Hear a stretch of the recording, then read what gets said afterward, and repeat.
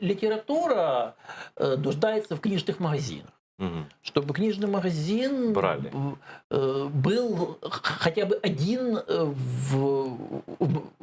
в маленьком городе. Чтобы маленький город, один магазин. Слушай, а вот ты написал книгу. Ты же двумовный писатель, правильно? Да, Вот можешь сравнить? Вот на русском языке выпускается книга и на украинском языке. да, я могу сравнить. разница? Значит, я начну с того, что с началом войны, с началом российской агрессии я перестал быть двумовным писателем, я перестал писать на русском языке.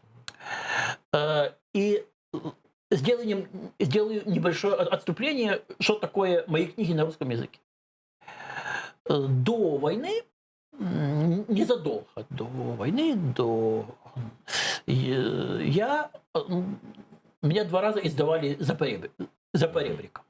Раньше бы это считалось таким успехом, что напечатался в Москве. Да? Значит, дело в том, что было у меня 2 сценария нереализованных. Мы с коллегами искали, как их реализовать, переписали сценарии под роман. Это была военно-приключенческая литература. Тогда такого в Украине не издавали. Я поехал туда, за поребрик, познакомился с издателем. Мы с ним пошли есть пирожки. Я сейчас, как помню, станция метро Владыкина.